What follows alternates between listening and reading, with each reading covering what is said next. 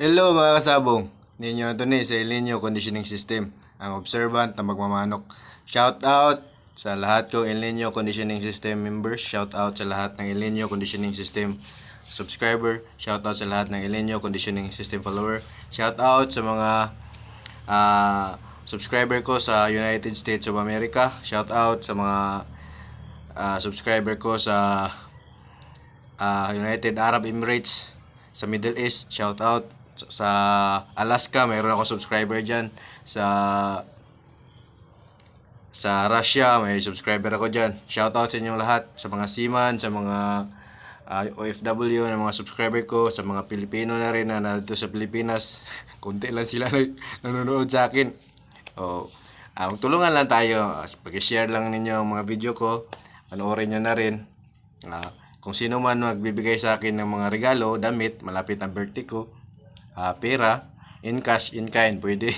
June 12 birthday ko, 1985. Mag 39 ako ngayon. Sa sunod na linggo. Sunod Miyerkules, mag 39 ako. Kaya happy birthday to me. Kasi sino magbibigay sa akin ng regalo, 0910-635-1218. Pangalan niya ng asawa ko, Chingkor Casinilio, yung Gcash na yan. 0910-635-1218. Kaya shoutout tayo. Ito, madalas tong po shoutout. Di ko lang to alam basahin. Antique TV. Antique TV. O Antique TV ba to? Long spelling lang ito sa kanya. Antique TV. Antique TV.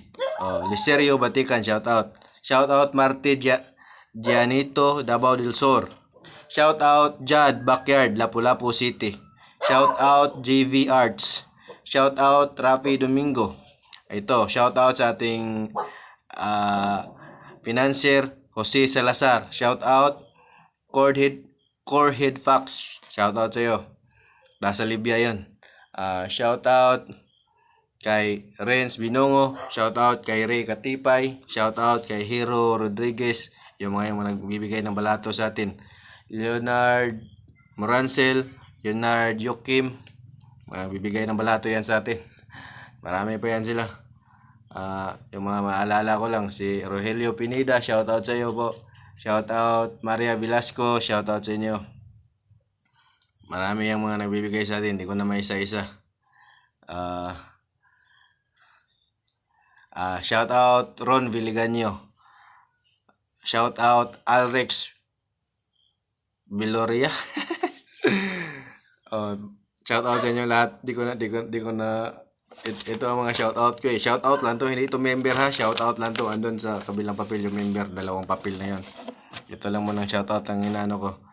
Shout out sa inyo lahat. Sa gusto magpa-member, OFW, mga seaman, magpa-member lang kayo sa El Nino Conditioning System. Sigurado papalo ang manok nyo. So ngayon, shoutout pala Prani Mati. Kaklase ko yon. So may manok siyang winner na nakursonada ako kasi talisayin. Gusto ko talisayin eh. Nag-swap kami ng manok. Nagdagdag lang siya ng pera.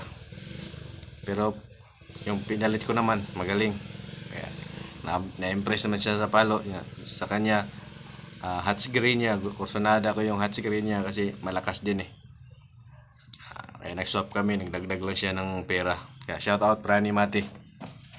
So guys, pag-uusapan natin ngayon ang madalas tanong sa aking mga member, sa mga nagpaturo sa akin. May mga nagpaturo sa akin na hindi ko pa member, pero ina-entertain ko naman. Kasi nangako siya pag magmanalo siya, magbibigay din siya. Okay lang yun. Kasi di naman lahat ituturo ko sa kanya eh. Ang mga sekreto, siyempre, andito pa rin sa akin. Pero ang mga pointers lang pwede magkapagpanalo sa kanya, yun lang isi-share ko sa kanya. So, ganito guys. Sa pagkain ng manok, ang pagkain, ang energy ng manok, carbo loading. Yung carbo loading na sinasabi ng ibang vlogger, hindi ako gumagawa niyan. Hindi ako kasi change feeding yan eh. Nagpapalit ka ng pagkain, galing sa patuka mo, dadagdag ka ng mais. Kung mali ang dagdag mo, hindi matunawan manok mo dyan. Kaya ako, hindi na ako gumagawa ng carbo loading. Hindi na ako gumagawa ng carbo loading. Kung magdagdag ka man ng mais, idagdag mo na sa start pa lang sa conditioning mo. Palagay natin, isang 10 manok. So 10 takal. Kung mag-carbo loading, kung may plano ka mag-carbo loading ba, ilagay mo na yan sa first day pa lang ng conditioning mo, 28 days. So first day pa lang, ilagay mo na yan. Palagay natin 10 manok ang hinahanda mo, may 10 takal ka ng patuka. Dagdagan mo ng 3 takal ng mais. Yung palaging 3 takal, yung yan na talaga mixture niya. Huwag mo nang bago-baguhin kasi anything changes stresses the chicken. Lahat ng pagbabago nakaka-stress yan sa manok. Kaya sa patuka pa lang, yun ang energy nila. Huwag mo nang baguhin. Kaya ako, isa lang patuka ko, Inerton lang. Wala na ako idadagdag dyan kasi may mais naman yan eh. May protein na yan. Hindi na ako nagdadagdag dyan. Yung iba, high protein ginagamit. Okay lang din sa kanila. Kung maayos naman sila mag change feed, di naman naka-stress ang manok nila, okay lang talaga yun. So ganito guys, sa mga gumagamit ng mga high protein na platinum, sa mga gumagamit ng kahit sa Inerton o sa anumang patuka, ganito i-advise ko sa inyo. Day 1 pa lang ha, sa 28 days conditioning, estimatein nyo na ang maubos nyo na patuka sa 28 days conditioning. So palagay natin, tulad ko, nag-condition ako ng 8 manok. So yung 8 manok, kalahating kilo ng Inerton ang maubos nun. More or less, medyo may sobra pa yan pag kalahating kilo ng Inerton. So yung isang pack ng Inerton, 1 kilo, so may kalahati pa doon. Sa 8 na manok, sa 8 manok, isang pack ang isang araw. Isang pack ang isang araw umaga tsaka hapon. So 28 pack ang hinanda ko para sa 28 days conditioning. 28 packs ng patuka. Ganun ako kahanda para hindi magbabago ang patuka niya, kasi kahit pare-pareho yan, ilagay natin Inerton sa tindahan, Inerton sa kabila. Yung Inerton sa ganitong tindahan, posibleng may amag na yun, yung hindi mabibili, yung may bukbok na sa kabilang tindahan. Presko, sa kanya may bukbok pa, naubusan doon sa presko, bumili ka sa tindahan na may mga bukbok.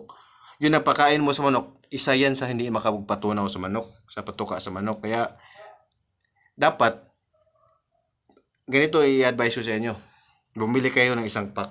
Pag nagko-condition kayo dapat nakabudget talaga yung pera nyo. Huwag kayong magtipid-tipid. Kung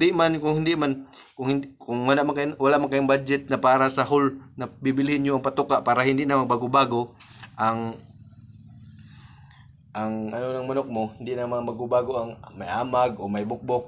Kaya ang gagawin mo diyan, bumili ka magbukas ka ng isa. Amuyin mo kung mabango ba, wala bang bukbok, bago ba. Kaya yun ang bilhin mo lahat para may pundo ka na yung klase ng patuka lang ang magamit mo sa manok. Hindi yung pagkaubos bili ka sa ibang tindahan, may bukbok, napakain mo sa manok. Yun ang mga dahilan para hindi matunawan ang manok. Shout out sa asawa ko, yan Koreanang hilaw.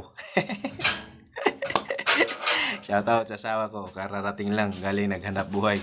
Nanguha ng makakain naming ulam ngayon. Salad ang ulam namin ngayon. Shoutout sa asawa ko, yan, dumanting, ding, ding. Yan, sabon ko na sabon ko na, sabon ko ng sakit. So, ito guys, continue tayo.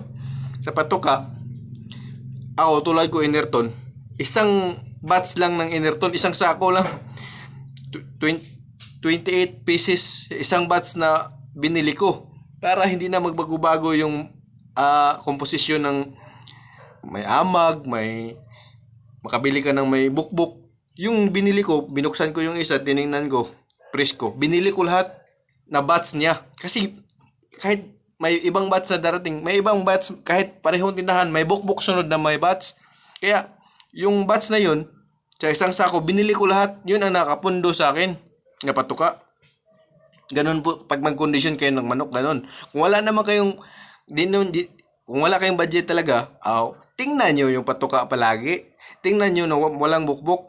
Kasi kung may bukbok yan, masisira ang tiyan ng manok nyo. Yan ang di na matutunawan ng manok. Yan ang isang dahilan. O ito pa. Ito, pag nagmi-mix kayo, platinum tsaka grains. Yung grains mo, dapat kalkulado mo na yan sa 28 days pa rin. Ganon pa rin. Bilhin mo na yan lahat ng grains na yan na magagamit mo sa 28 days conditioning.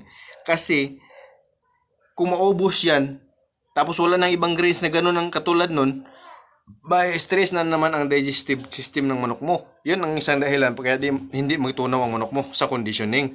Kaya, kung may marami kang may marami kang maayos na grains dyan, bilhin mo na yan. Bilhin mo na, budget mo na yan sa 28 days conditioning mo. Ganun po yun, para hindi mo bago-bago ang patuka mo. Kasi sa patuka nga po, nagkakaroon ng puwersa ng manok. Sa patuka po, lumalakas ang manok.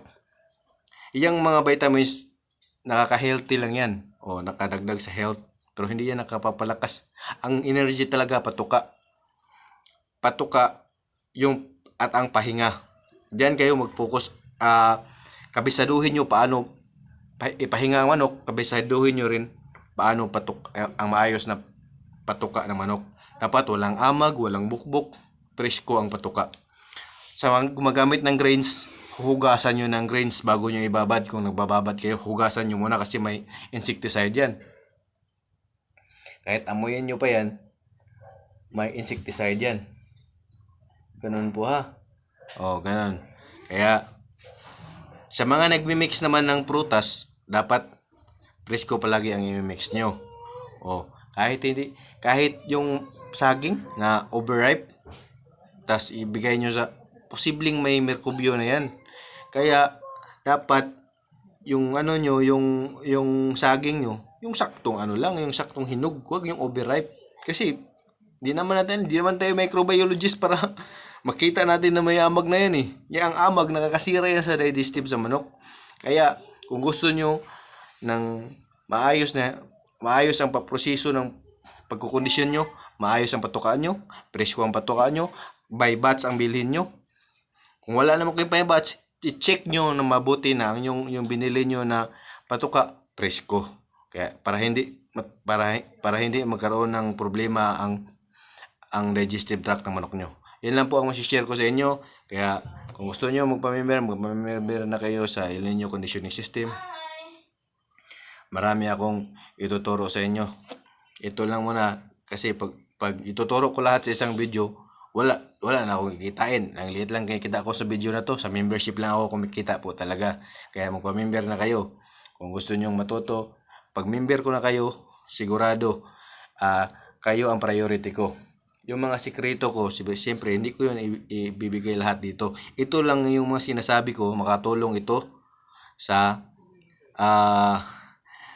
ikakapanalo nyo. Pero yung mga sekreto ko, sa akin lang muna at sa mga member ko. Sa mga member ko dyan, wag nyong ituro yung mga turo ko sa inyo. Hanggat 100 pa lang kayo mahigit, dyan lang muna kasi ilang milyon tayo nagsasabong. Pero member ko, 100 pa lang mahigit. Stipot lang kayo dyan, wag nyong ituro sa iba kasi yun ang lamang natin sa kanila. Kung paano galitin ang manok, kasi pinagbubura ko na yung video ko na nagtuturo ng talaga. Binura ko na yung video na yun. Kaya, para lang yun ito sa mga member ko. Kasi sayang naman yung mga member ko, nagbabayad ng ganyan, nagbabayad ng ganyan. Oh, ang dami niyan. Tapos, ililibre ko lang dito. Kaya, privilege yan sa mga member ko. Yung mga knowledge. Pero ito pagdugtungin itong akong tinuturo ko sa inyo, makakatulong to sa inyo. Sigurado mananalo din kayo. Kaya yung pagkain nyo sa manok dapat presko. Kung maghahalo naman kayo ng prutas, dapat presko pa rin. Huwag yung mga overripe kasi pag may amag na yan, makakasira yan sa manok. O hindi naman nagsasalita ang manok eh. Pakita niya na sisirit na ng tae. Tapos diarrhea na pala yun. Kaya lahat ng ibigay nyo sa manok presko. Yung mga nagbibigay ng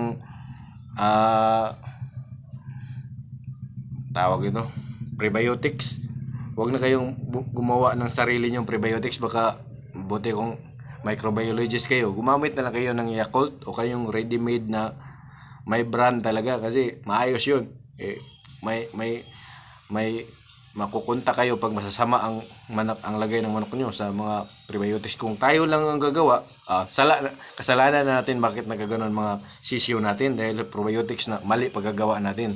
Kaya sa mga member dyan na gusto matuto, magpa-member na kayo. Yun lang muna ang share ko ngayon. Dapat maayos ang pagkain nyo. Dapat by batch ang bibili nyo na pagkain, by batch ang mga patuka. Kasi pag maubusan yan, tindahan yan, lilipat kayo sa tindahan na kabila nyo, tapos di na presko, masisira ang tiyan ng manok nyo. Kaya yun lang po. Salamat po. Salamat.